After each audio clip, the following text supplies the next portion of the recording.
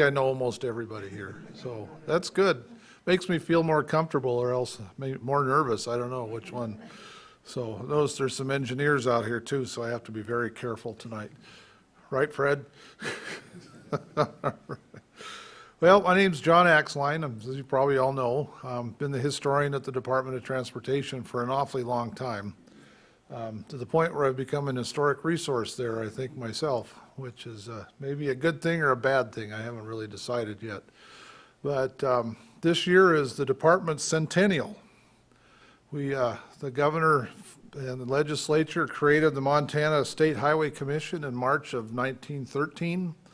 Their first meeting was in April of 1913, and we've been going strong ever since. And I think you've all seen the results of our handiwork all over the state. And I know you've probably all cursed us quite a bit this summer as well, especially if you had to drive downtown or down Broadway Street. So that's one of the negative things about my job, is that when my wife gets mad at a construction project, she takes it out on me. And all I can do is tell her well, this is where the historic sites were. And at that point, she doesn't really care. But so I'm just going to tonight give you a brief overview of where we started out, where we went, or where we've been, and where we might be going today.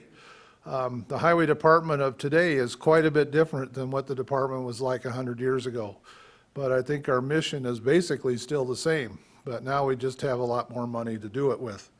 And until I guess next year, we might be having a crunch in pay or in money. But I'm not going to worry about that till then. So with that, I'll get started. Just a brief background. Most of you know I think if you're students of Montana history, most of you probably know what Montana's first engineered road was. Any takers? The Mullen Road. Mullen Road between Walla Walla, Washington and Fort Benton on the upper Missouri was designed as a military supply route, but was only used in that capacity once in 1860, but parts of it became fairly important immigrant roads and supply roads for the rest of the territory. But the main thing is that when I talk about engineered road, I mean that in a very basic sense. Basically, all it was a surveyed road.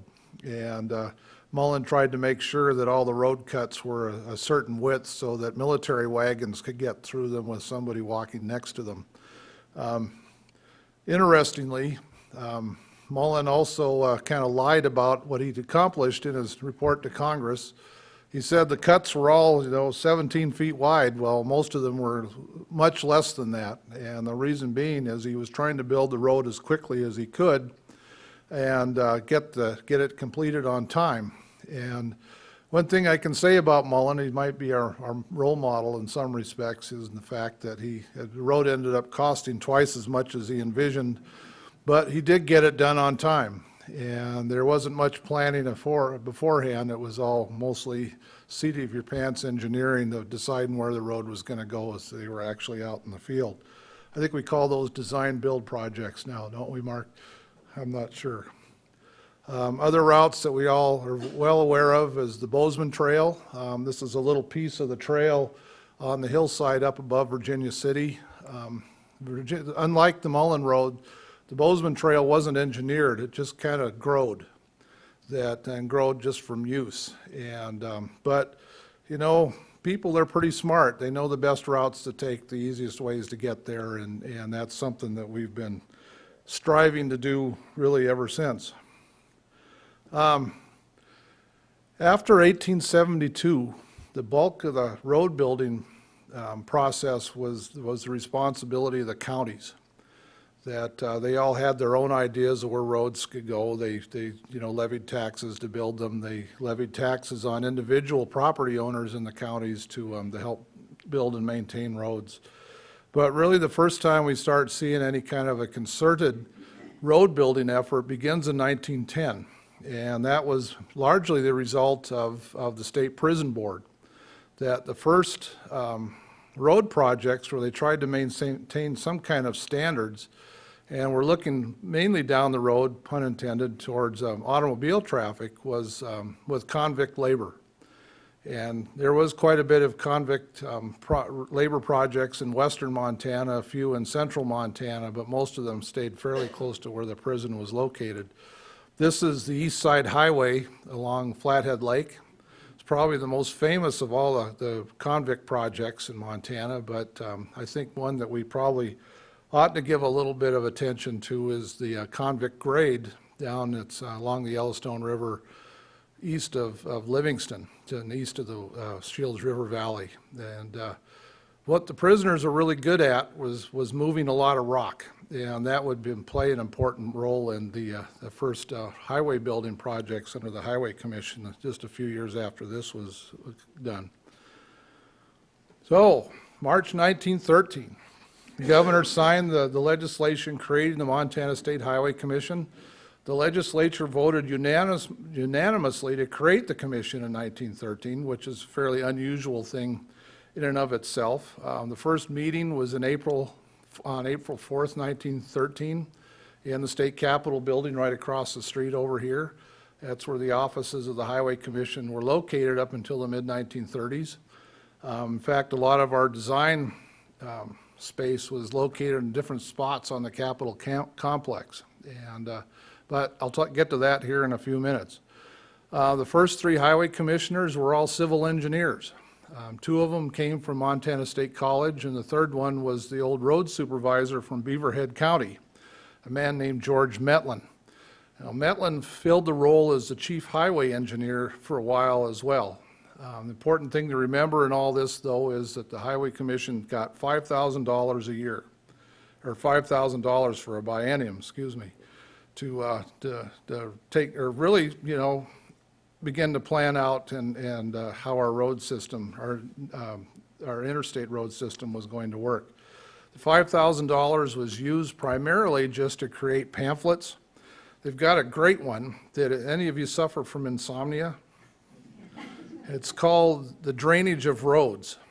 This is one of their first ones, and I've got a copy of it in my office, and man, you can get about 3 paragraphs into it, and it would put you to sleep in a hurry. I mean, it's just not very interesting stuff.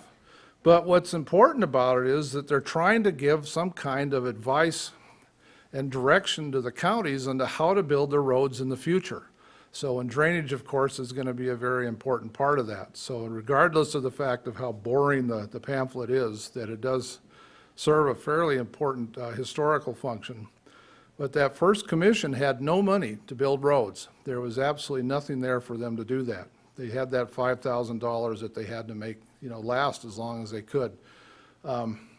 They were eventually able to, beginning in 1913, to start providing equipment to the convict road gangs. Yeah, most of that equipment was just horse teams, or they provide picks and shovels or scrapers or something like that to help out the convict crews. Eventually, they would start footing part of the bill for using the convict gangs, but that wouldn't happen for a few years. So generally what they did was just provide advice to the counties on how to build a modern road. Now, if you were one of Montana's counties, you could take their advice or you could ignore it. I mean, there was nothing in the statutes that said that you had to pay any kind of attention at all to what the commission was telling you. So, the question, the jury is still out. Was the Highway Commission originally from 1913 to 1917 really a very, very effective group of men? And I would say probably yes. That even though they had no money to build anything, but they did have quite a bit of influence, and it's largely through them that the counties did start trying to build, standard highways to keep for mostly what's coming down the road now. Which was the automobile. I have no photographs of the first Highway Commission. I haven't been able to find a photograph of George Metlin, who I think is a very important individual. So those first 4 years are basically just doing nothing but providing advice and providing equipment to the convict gangs. But the counties are fairly active during that time, and they are trying to build a number of roads to the point that we had more roads than we knew what to do with by 1920. I just included this photograph to show you what old road building equipment looked like. You can see the grader back there. I think that would be on your left. is pulled by the other tractor, and it's just kind of a interesting process in building roads. But this is generally what you got. I mean, they're all gravel surfaced for the most part, dirt surfaced if you're in eastern Montana. They would use some scoria as surfacing on some roads, but for the most part, they're all earth surfaced roads. But they all have good drainage until you actually try and drive on them when they get wet. So, but just another view of that. This is what a horse-drawn scraper team looked like. This is just between Bear Creek and Red Lodge in Carbon County when they were rebuilding the road there. A lot of local labor were used on these projects. And if you were fortunate enough to own a horse team, you got paid a little bit more than the regular pick and shovel guys did. Interestingly, this is a little piece of family history. My great-grandfather was fortunate during the Great Depression that he owned horses, so that he got a little extra money working on with the scrapers on the McDonald Pass project in 1930. So, but it's a tough job, but you would get a fairly good road out of it.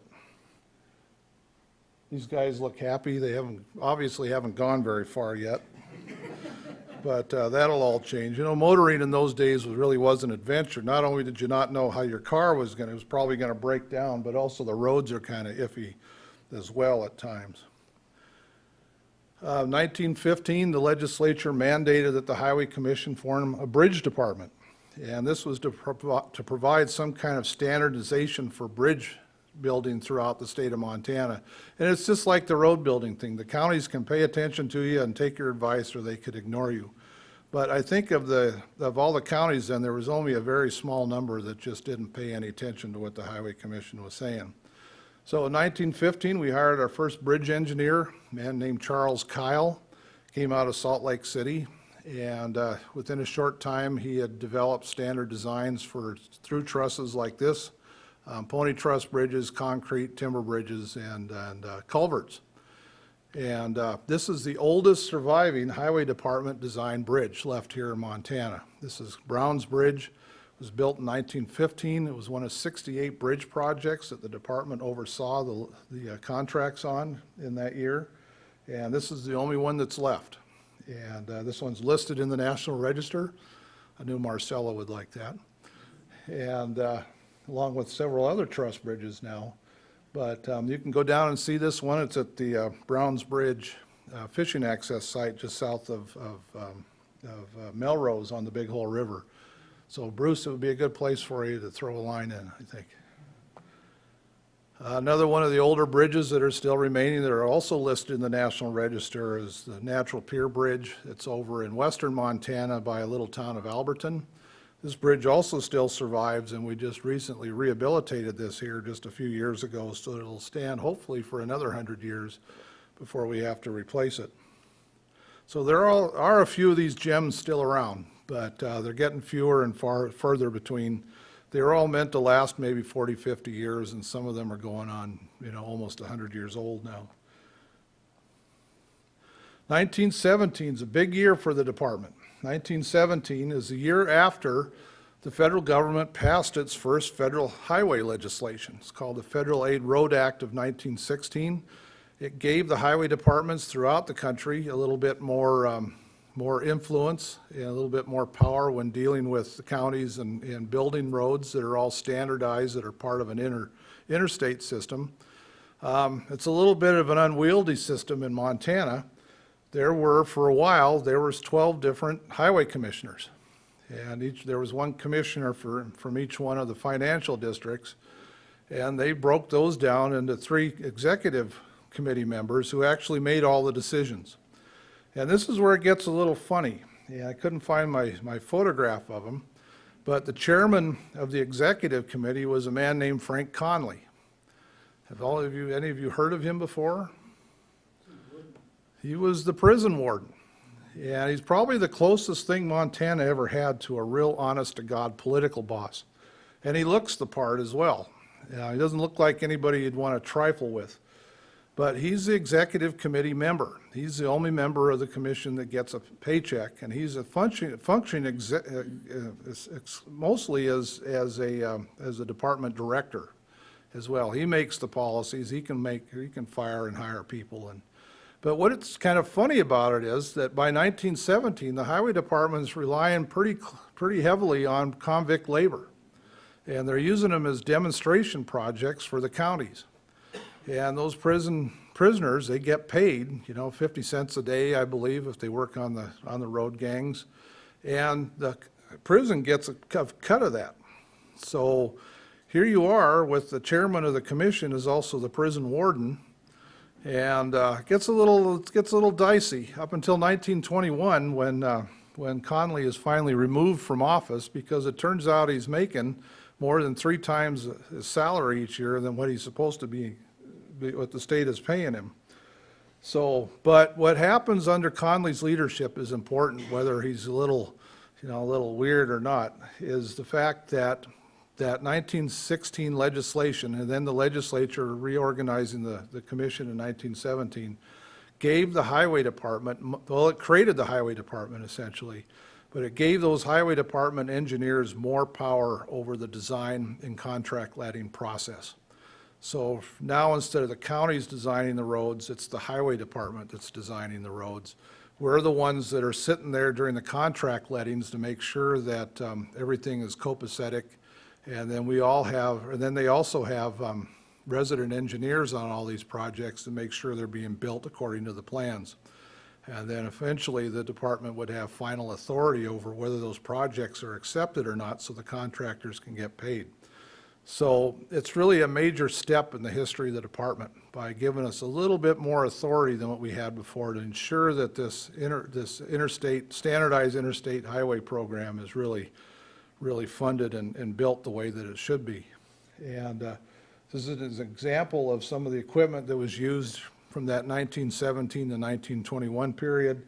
It's all big and bulky, but there's also quite a bit of World War I surplus equipment that's being used on the roads. And it's really during this period that you start seeing firms around Montana being formed to exclusively for highway construction. So before this, it was kind of a mishmash of companies that built roads, but after 1917, that you start seeing companies that are formed specifically to build highways. So, and use equipment like this, but mostly it's still going to be pick and shovel work. It's all back-breaking. It's not going to be easy work to work on highways, but there's they don't seem to have a problem getting people to work on them. Here's an example of some of their handiwork. This is a retaining wall along the Yellowstone Trail or on the Yellowstone Trail just to the west of Alberton. In fact, if you stand on the Mullen Road, from the photograph I showed you before at the beginning, that you can look across the Clark Fork River, and this is still there.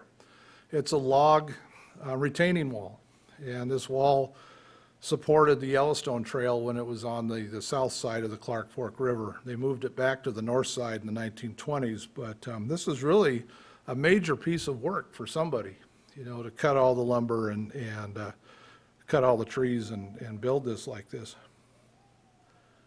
And then to have it still there as well, I think is pretty impressive. But we got better roads in the process. Still, a lot of them aren't gravel surface. They're still dirt surface like this one. This photograph I just kind of liked, and then I liked it even more when I saw what was in the distance. Apparently the car is broken down, and they must be walking back to get help. So eventually you can see an evolution in the quality of the roads that are being built, even though there's not a whole lot of money available to build them. The money is basically coming from the counties still, when they levy taxes and bonds and that type of thing to build roads. This is another one I just kind of liked because we figured out where this one was at here not too long ago. This is on the east side of McDonald Pass, on that first road over the pass, which would have been essentially the old toll road that was built in the 1860s. But there were still problems. I like this one specifically because the woman there on the right is really giving the stink eye to her husband, who I think is probably the one kind of hiding behind the car over there, so she can't see him very well. But roads are still pretty miserable to drive. I mean, they're not very good on, even Model Ts are pretty tough, but sometimes they're just, the roads are a little bit tougher. So things aren't really that good road-wise. 1921, the system changes again. Federal highway, or the federal government passes or enacts the Federal Highway Act or Federal Road Act of 1921. It gives even more money to the states for road building. It also establishes something called the 7% system.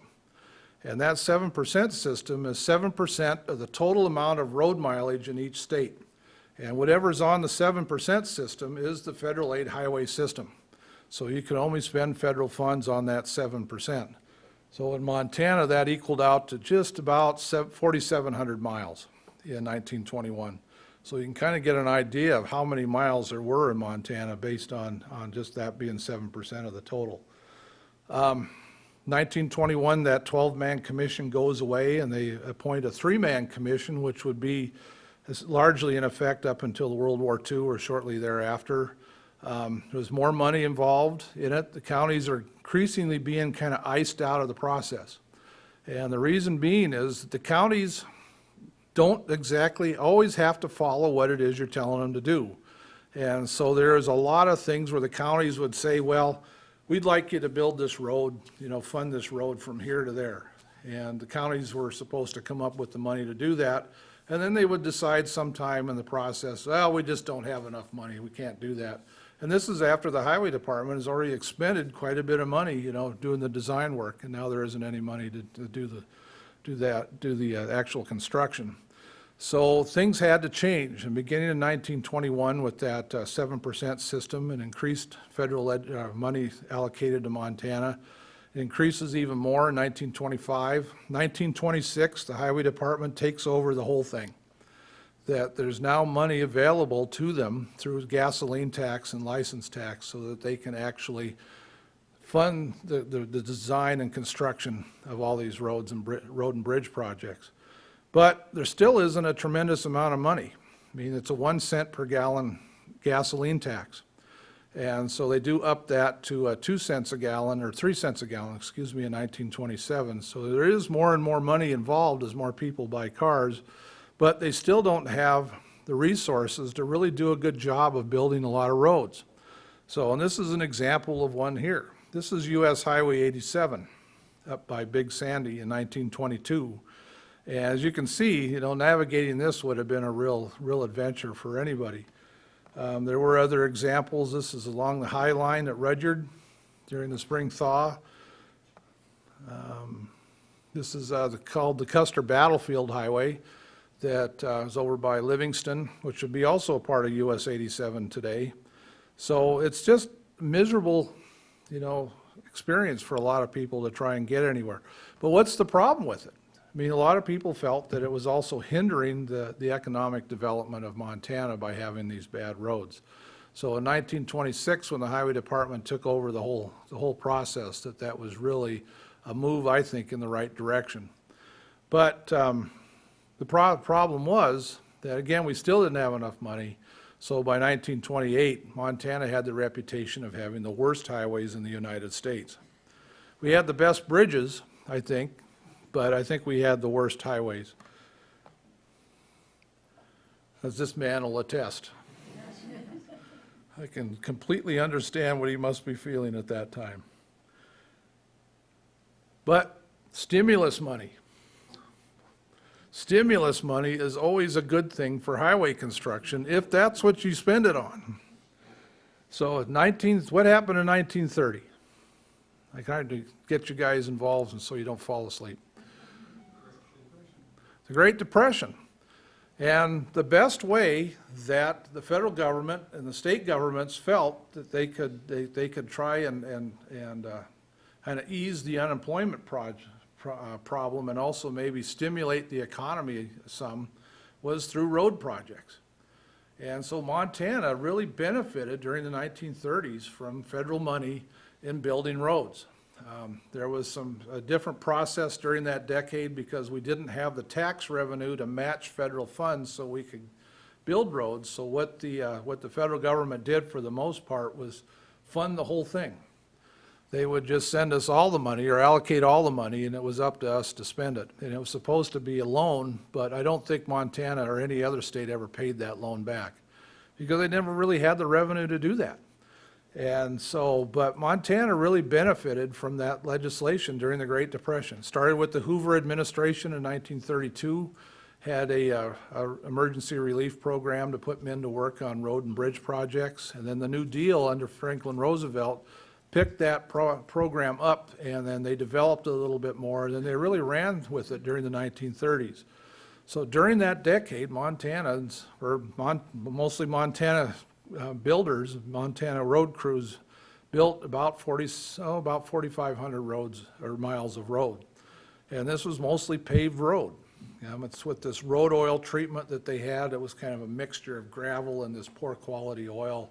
It looked like the asphalt that you would put down on the playgrounds.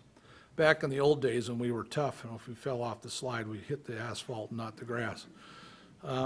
Fortunately, a few years ago, we had a project down by Manhattan to replace that railroad overpass, so I was down there doing my thing there and found a piece of old 1930s highway sitting there right next to the modern highway. It had chunks of this bituminous surfacing all over the place, so I piled it into the trunk of the state car and brought it back, and I think everybody thought I was absolutely crazy. But so I always used to joke, I says, well, I'll show you my asphalt collection. I really did have an asphalt collection for a while.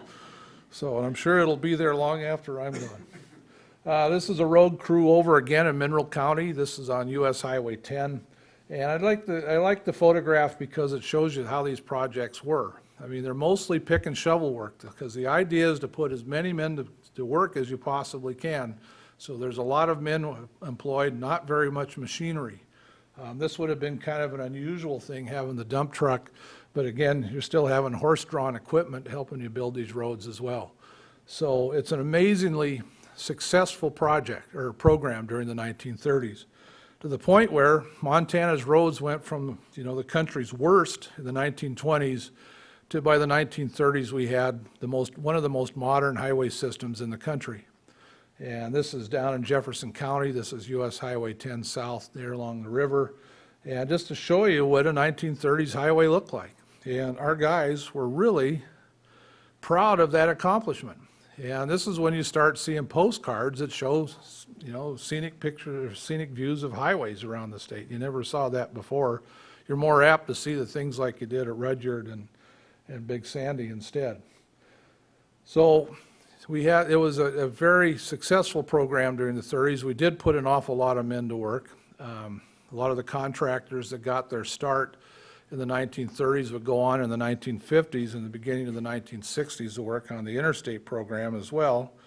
And but what is it you want to do once you get these nice highways? Pardon? Well, you don't want to name them. They already had names. They had their numerical names, by the end of the 1920s. But you want to have people come to Montana and use them, right? And it's the Great Depression, so you want them to come to Montana and spend money. That's even more important. So it's during the 1930s that Montana's really modern tourist program really begins. And it's during the 30s that tourism becomes our third most important industry. And it's all thanks to this gentleman here. This is Robert Fletcher. He was hired as a plans engineer by the department in the 1920s, and in the early 1930s, the Highway Commission put him in charge of our advertising program through the department. And it's this man and a few others that really developed our tourism program. There was nothing scientific about it. I mean, these were three guys, as far as I've been able to see, that sat around in Fletcher's office and made it up as they went along. And a lot of it was stuff that they'd seen in other states, but some of it was brand new here as well. So it's really kind of like the Mullen Road, it's seat of your pants engineering in a way. That they're just making it up as they go along. So it's during the 1930s that Montana's tourism program really takes off, and it's the Montana Highway Department that's in charge of that program. That it was really our program up until, I believe, the early 1970s. As an example is the highway maps that you get every year.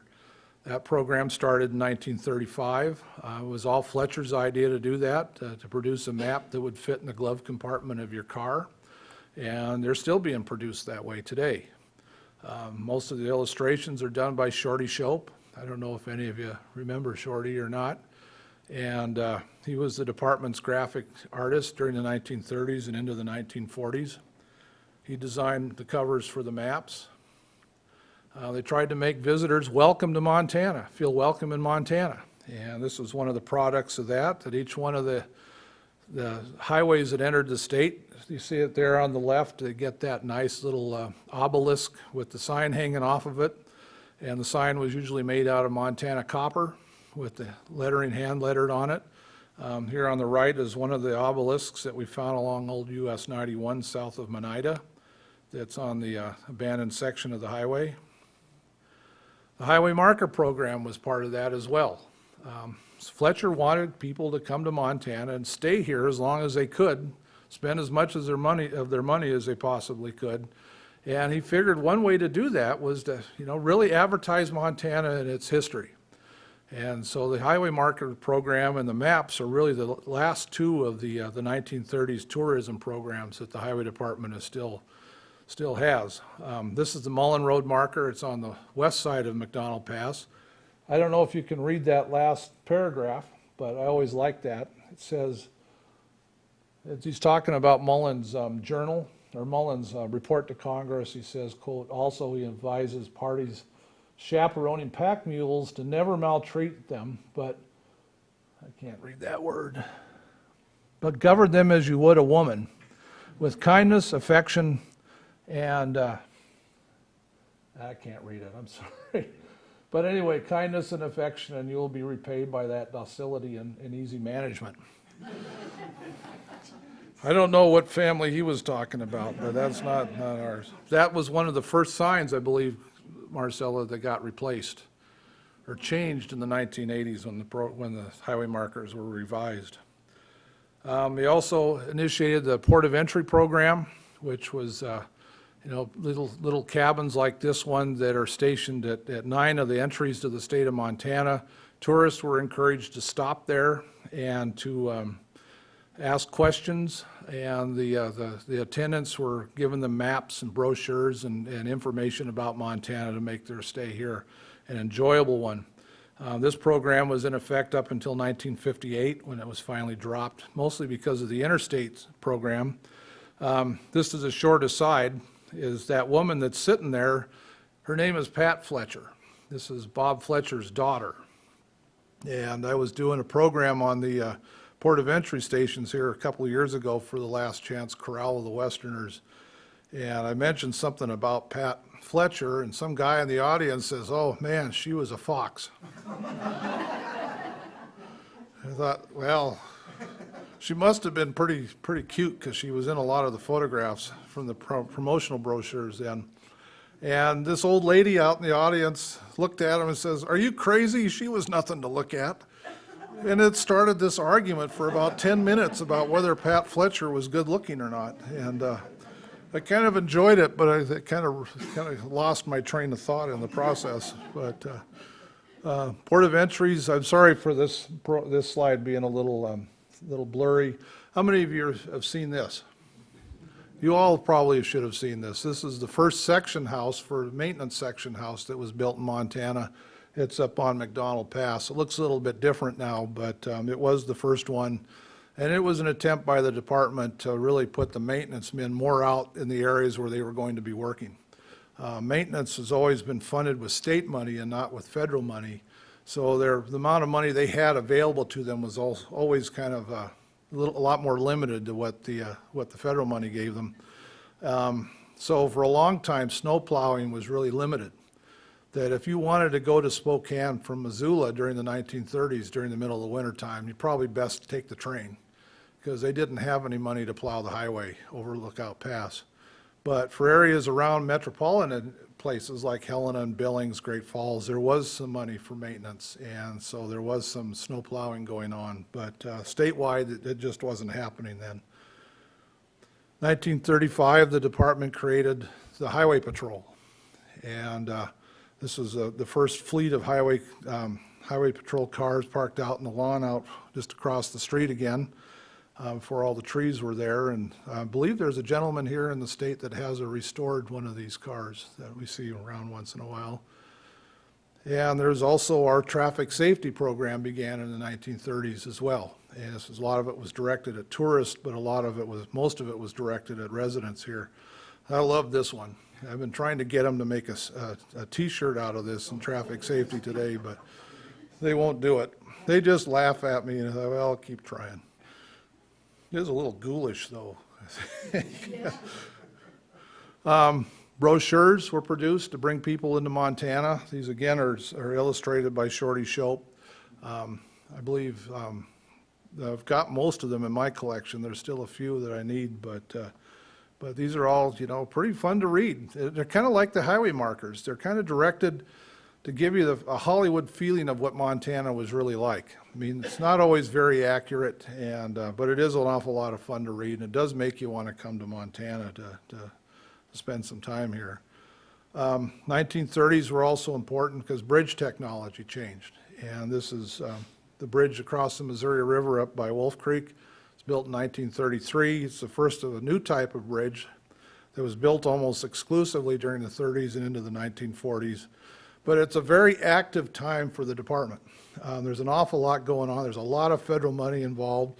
There's a lot of public interest in building highways. There's a lot of public interest in putting men to work building highways. And so it's really, I think, the golden age of the Montana Highway Department, or even the Montana Department of Transportation. It sounds like it was a lot of fun to work there at that time because there was so much money involved that you could try to do things. And it always reminds me of the story. When I got this job at the Highway Department, my grandfather worked for the department in the early 30s. And I went in to see him in the nursing home, and he said, well, I want to know about my job. And I told him, I says, we had wetland biologists on staff and wildlife biologists, and because it was all things we had to start taking into account when we built roads.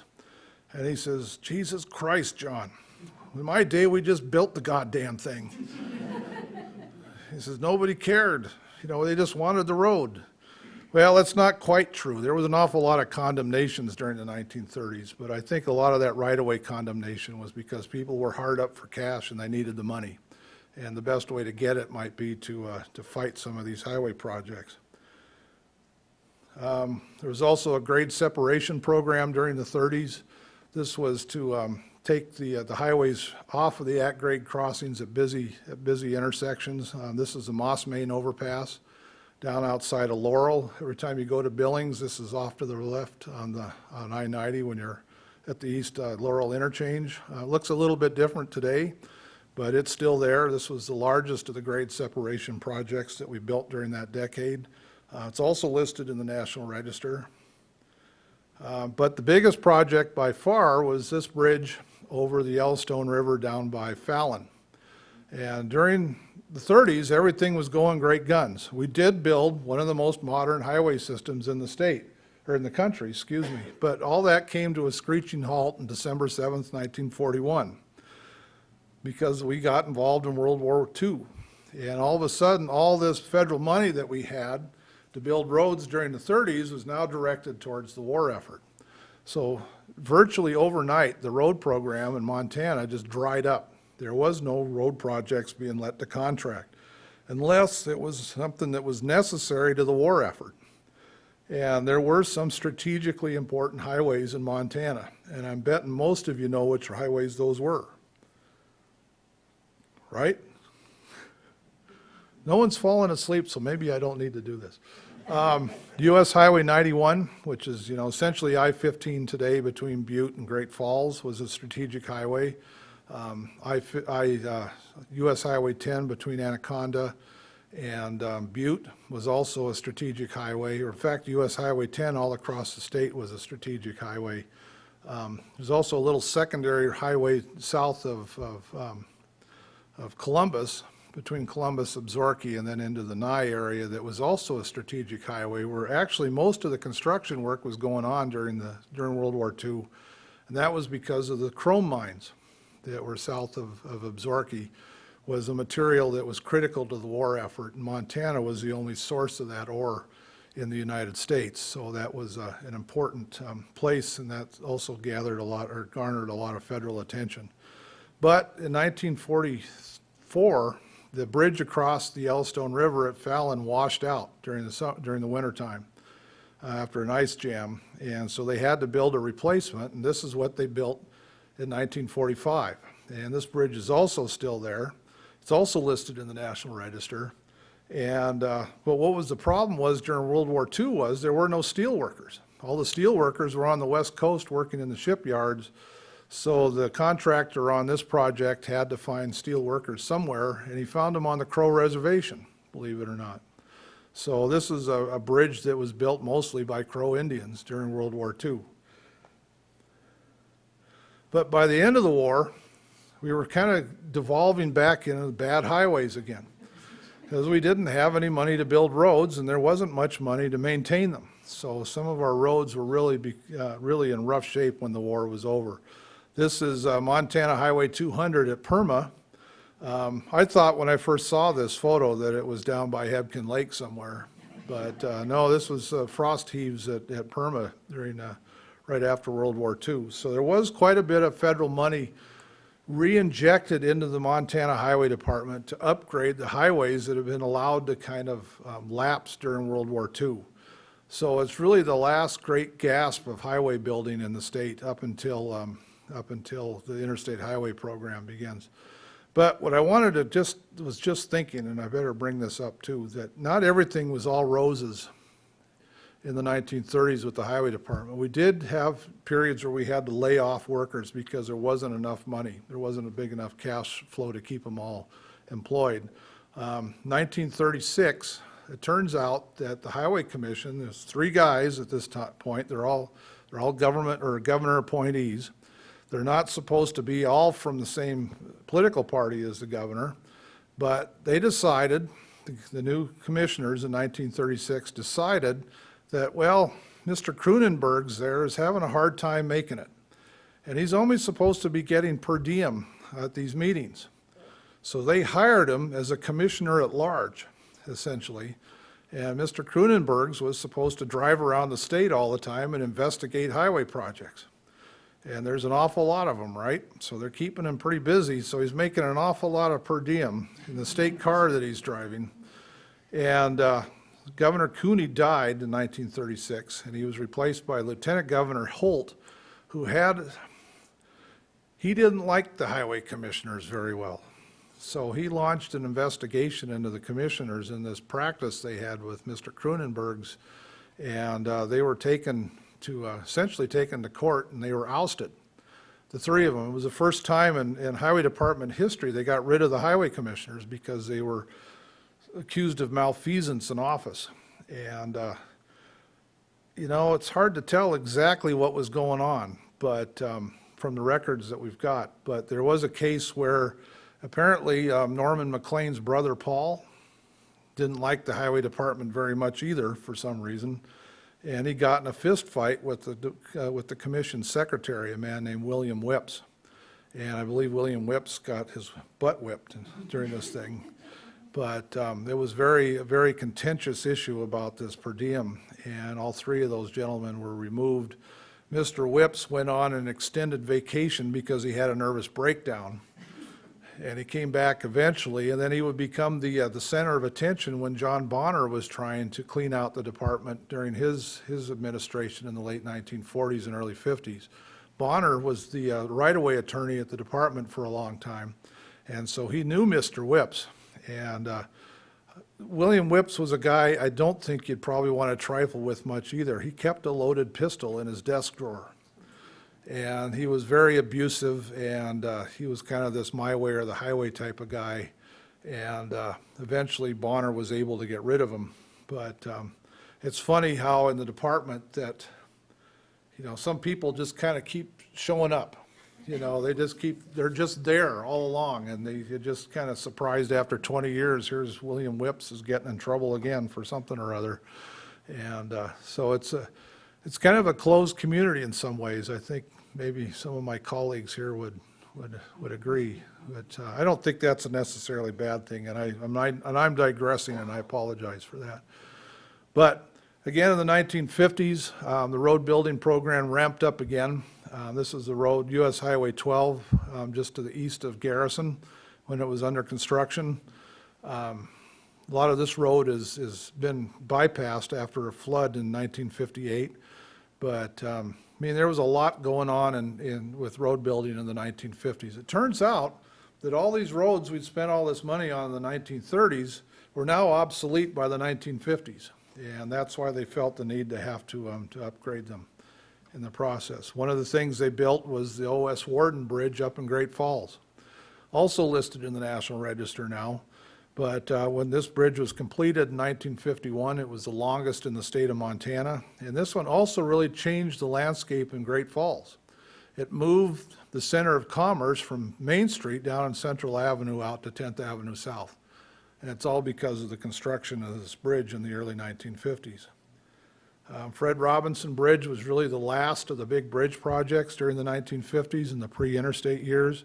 This was completed in 1959 and was really a result of a two-decade effort by people in that area to get a bridge built to help their commerce in central Montana. But things are going to change again. One thing that's nice about the department is that things stay the same, then all of a sudden they change. But sometimes that change is kind of gradual, and that's in the case of the interstate program as well. In June 1956, President Eisenhower signed the Federal Aid Highway Act of 1956. And that's the federal legislation that created the Interstate Highway Program. And to those of you who don't know, the Interstate Highway Program was the largest public works program in world history. And I think if you drive the system now, I think you could really get a real appreciation for how massive of an undertaking that really was, and how massive of an undertaking it is to maintain that today.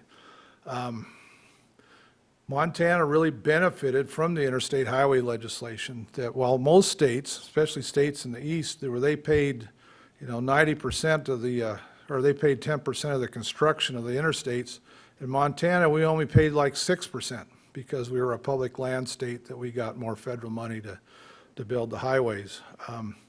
The department had to reorganize to do it. They had to increase the number of employees there, a number of engineers. They really went through the colleges to get people to work here, to work on design and survey and that type of thing. We had to build a large addition to the highway department building, which is just kitty corner over here, the livestock building today. And it was really kind of, again, an exciting time in the department's history. I mean, virtually they had unlimited funds to build the interstates. I mean, there were some periods during the Interstate Highway Program where there was money crunches, but one thing that we all knew, or they all knew at that time, was the feds were pushing hard to get the system completed, and you knew that at some point there was going to be money available to do it. So Montana started their first, or built their first interstate program or project in 1959. It was a section of Interstate 15 just to the south of Dillon, and they built the last section in 1988, which was on I-15 south of Dillon as well. So, and in the process, we spent, I believe, around $4.5 billion on interstates in Montana, which there are some interstates that are literally were $1 million a mile to construct. It's just, and if you talk to some of the old highway engineers that are still around, are there any here tonight? I was hoping a few might show up. I mean, they were heady days for the department. I mean, they were essentially building a new highway system for the state. And most of the interstate was on new alignments. One of the big problems they had with it was right-of-way. Mainly because of some poor engineering decisions at the beginning, but that eventually was corrected. But people generally, they didn't want the interstate in their backyard, right? Makes perfect sense to me. But a good example of how the interstate was originally constructed is down between Livingston and Big Timber. How many of you have driven that road very much? What you'll notice about it is that the interstate kind of has a tendency to go right down the center of the valley, right? And that's where the problem was, because a lot of farmers and ranchers in that area didn't want the interstate going right through the middle of their property. And so we ended up condemning most of the property, condemning most of the property down there so we could construct that section of road. It was a bad decision on the part of the designers. A right-of-way engineer, a man named Lewis Chittum, who was very prominent in interstate construction here in Montana and doesn't get enough credit for it, I don't think, is that he had to change the way that we got right-of-way because of how that section of interstate was constructed. So instead of horse trading for right-of-way like we had before, he set up the process that we use now, that you had all this land appraised and you could pay the fair market value for the property, but nothing more. That's where a lot of the problems lie as well. That some of these guys thought they should get more money than they were actually entitled to. What Chittum did in 1964, he became the chief highway engineer, and he told the designers essentially, he says, we're not going to be building interstates like we had before. Now you're going to start designing them on the fringes of the valleys instead of going right down the middle. So if you're on the fringes, you're not taking the best farmland out of production. The right-of-way prices are supposed to be lower as well. And generally that was a pretty successful program. So if you go down on Interstate 94 between Billings and Miles City, you'll notice that a lot of that interstate is on the bluffs next to the river, not so much down next to the river where they would have been if they would have been designed, 5 or 6 years before. Okay, this is called the Springdale Cut. And if you heading down to Billings on Interstate 90 and you get between Mission Interchange and Springdale, that you'll notice on the right-hand side as you're heading east that there's a huge cut there. That's called the Springdale Cut. It was built by the Bud King Construction Company, and it was also the biggest bone of contention between the legislature and the highway department, that they felt that it was an ungodly waste of money, that they could have done something a little bit better. And so in the legislative records and in the newspapers, you see an awful lot of complaining back and forth between the highway department and the legislature about the Springdale Cut. And so just to give you a view of what it looked like when it was under construction, you can see the crazy mountains in the background. One of my favorite interstate projects is Wolf Creek Canyon. And that was a massive, massive undertaking by the department because they had to fit a 4-lane road through that narrow canyon. And it wasn't an easy process. It was very expensive. There was a lot of controversy about it, that maybe we shouldn't have taken that route, that we should have taken a different one instead. But I think they made the right decision in the long run because this is a lot easier road to maintain than the other route would have been.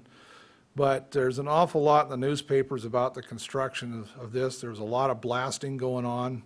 There was a huge culvert that was constructed that failed, and that became kind of a point of embarrassment for the department. And a lot of the guys that I know that I've met over the years that worked on that particular section of road, they always mention that culvert, that it was really a sore point with them. And it's there on the south end of the canyon someplace.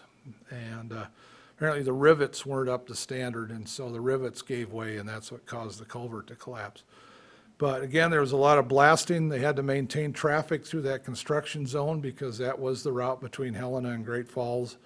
And so sometimes you might have to wait hours before you could get through the canyon because of the blasting. But it's a big undertaking. There's another view of it as well. And I just think it must have been, I was too young to really notice it, so I didn't pay much attention because I was only like 4, and I didn't care too much about it then. Again, just another view of interstate construction in eastern Montana. That it's a big process. I mean, this was an expensive one as well. And then finally, this is kind of the interesting thing, I think, is that because Montana was a rural state, that federal guidelines specified that we were only going to have 2-lane controlled access interstates. And as you can imagine, that wasn't a particularly popular decision in some places in Montana. So in 1966, the Federal Highway Administration revised their guidelines, and so then specified that all interstates were now going to be 4-lane.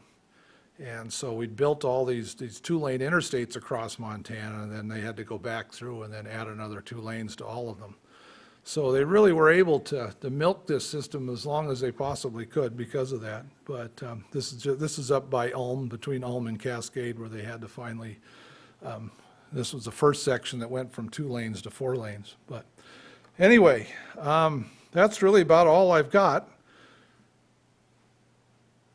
So I'm leaving it open for questions. Yes, sir.